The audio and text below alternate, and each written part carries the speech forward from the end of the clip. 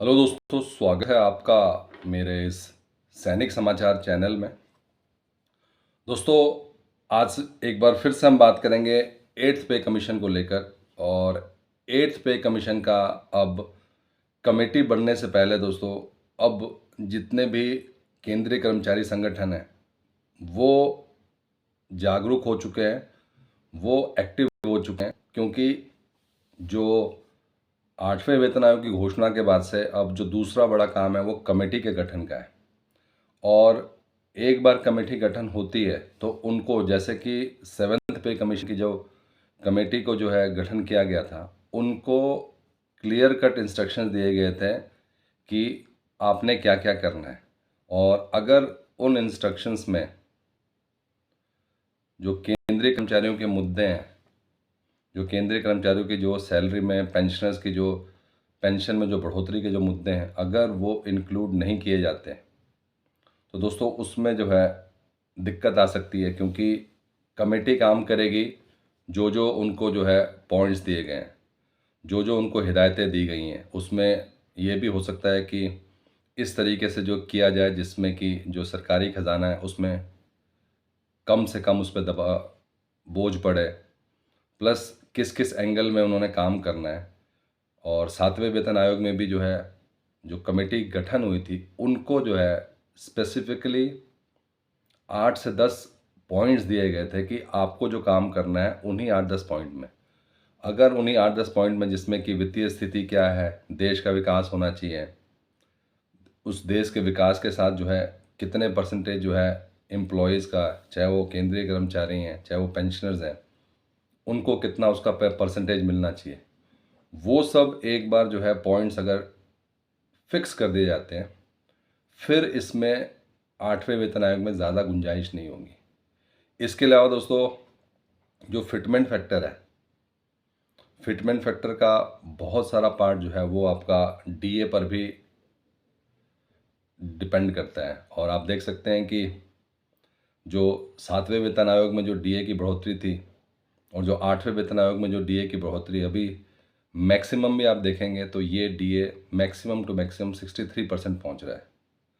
तो अल्टीमेटली जो fitment factor है, आपने देखा है कि जो भी 8वां जो एट्थ पे कमीशन है, इसमें जो आपके सैलरी में जो बढ़ोतरी है, जो आपकी पेंशन में जो बढ़ोतरी है, उसका जो मेन जो 2 पॉइंट्स हैं जिसके ऊपर डिपेंडेंट है, एक तो होगा आपका फिटमेंट फैक्टर और दूसरा डीए। डीए पिछले 2 साल से लगातार 3%, 4%, 3%, 4%, चाहे प्रैक्टिकली ऑन ग्राउंड महंगाई जितना भी हो, आपका डीए जो है सिर्फ और सिर्फ जो है 3 या 4% के हिसाब से बढ़ रहा है। तो इसका मतलब दोस्तों ये हुआ कि डीए की जो दर है ऑलरेडी जो है उसके हिसाब से ज़्यादा कुछ जो फिटमेंट फैक्टर कैलकुलेशन नहीं होने वाली है। उसके बावजूद दोस्तों, अगर हम बात करें, डीए 63% है।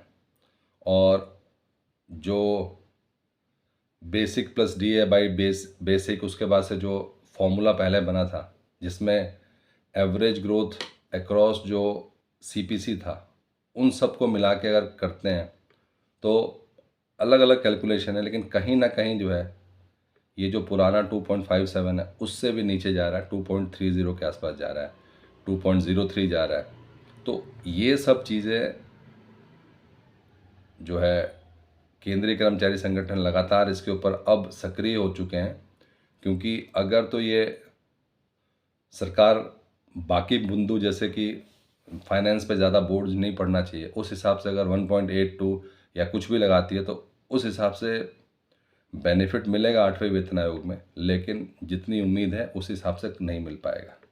और ये जो फिटमेंट फैक्टर की रूपरेखा है वो ऑलरेडी जो है 7वें वेतन आयोग में तय कर दी गई थी, तो ज़्यादा मेजर चेंज नहीं होने की उम्मीद है। और इसी को देखते हुए अब चाहे वो सोशल मीडिया हो, चाहे सरकार को जो है डायरेक्ट लेटर लिखने का हो, चाहे केंद्रीय कर्मचारी, सभी लोग सक्रिय हो गए हैं।